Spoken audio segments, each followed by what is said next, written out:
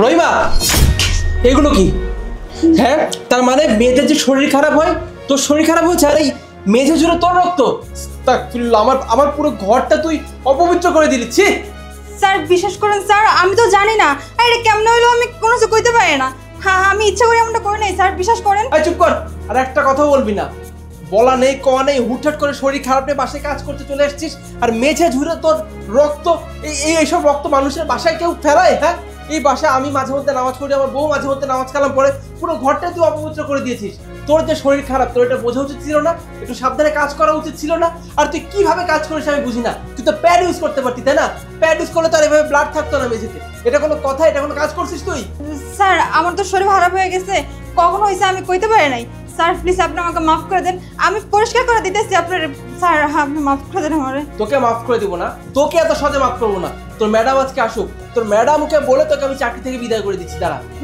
না না স্যার, আপনি ম্যাডামকে কইেন না। ম্যাডামের কাছ থেকে এমনি আমি অনেকগুলো টাকা ধার নিয়ে রাখছি। এখন আপনি যদি ম্যাডামের কোন, ম্যাডাম আমার চাকরি থেকে ভাড়া করে দিব। আর গ্রামে আমার বাপ মা অসুস্থ, তাদের চিকিৎসার জন্য আমার টাকা পাঠাতে হয়। এখন যদি আমার চাকরিটা চলে যায়, আমার বাবা মারা কেমনে চিকিৎসা করবো কোন স্যার? তুই ম্যাডামের কাছ থেকে টাকা ধার নিয়েছিস নাকি ব্যাংক থেকে টাকা লোন নিয়েছিস এত কিছু দেখার সময় আমার কাছে নাই।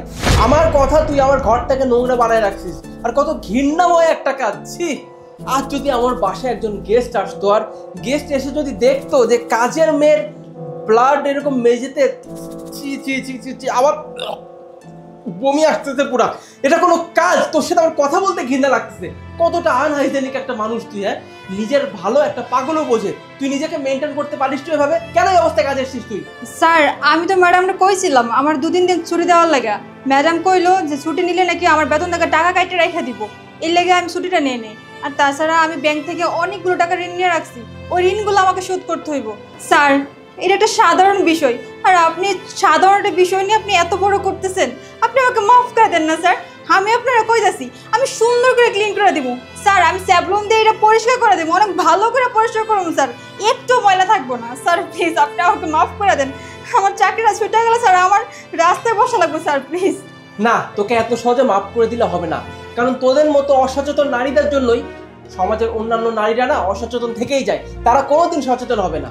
আর একটা সত্যি কথা কি জানিস, এই মেঝেতে যেগুলো দেখছিস এগুলো আসলে রক্ত না, এগুলো আসলে সস।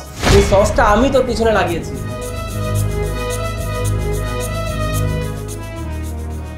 সস?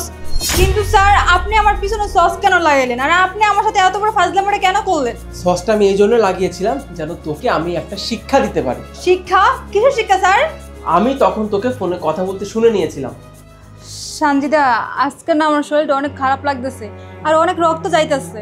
আবার এদিকে দেখ আমি আমার কাপড় পরে রাখছি, আমার মনে হয় না আজকে ঠিকঠাক মতো কাজটা করতে পারবো। আচ্ছা হুন, আমার যাতে দেরি হয় না, তুই মার দিকে খেয়াল লাগিস, ঠিক আছে? মার দেখাশোনা করিস, আমি দেখি কি করা যায়। আচ্ছা ঠিক আছে, রাখলাম। তোর শরীর খারাপ, তোর উচিত ছিল তোর নিজেকে ঠিকঠাক মতো সেফ রাখা, তোর প্যাড ইউজ করা উচিত ছিল।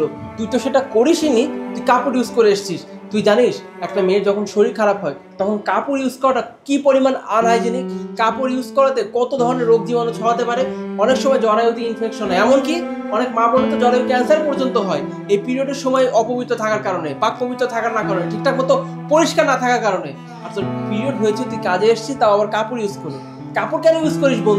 তুই তো প্যাড ইউজ করতে পারতি নাকি? প্যাড ইউজ করলে তো এটা তোর শরীরের জন্য ভালো, আবার পরিষ্কার পরিচ্ছন্নতাও তুই মেনটেন করতে পারতি। স্যার আমরা তো গরিব মানুষ, আমি যে পেট কিনবো ওই টাকাটা তো আঙ্গুর কাছে নাই, বুঝেন নাই? এর লাগে আমরা কাপড় দিয়ে আমরা খুব কষ্ট করে চলি।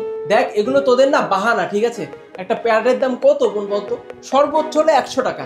100 টাকা দিয়ে চাইলেই কিন্তু তোরা প্যাড কিনে ব্যবহার করতে পারিস, কিন্তু তোরা ভাবিস 100 টাকা একবারে চলে যাবে, এতগুলো টাকা দিয়ে কেন প্যাড ব্যবহার করবো, তার থেকে ভালো আমি কাপড় ব্যবহার করি। এর জন্যই অনেক শ্রেণীর মানুষ সবসময় অসুখ বিসুখে ভুগে, শুধুমাত্র এই ধরনের কাপড় ব্যবহার করার জন্য। শোন, আজকে তুই কাপড় ব্যবহার করেছিস ভালো কথা, কিন্তু আজকের পর আমি যেন কখনো না শুনি তুই কাপড় ব্যবহার করেছিস, মনে থাকবে? হ্যাঁ স্যার, মনে থাকবো। ঠিক আছে, কিছু বলতে হবে না, কাজ কর। আর কাজ করে যাওয়ার সময় আমার কাছ থেকে টাকা নিয়ে যাবে, কেমন?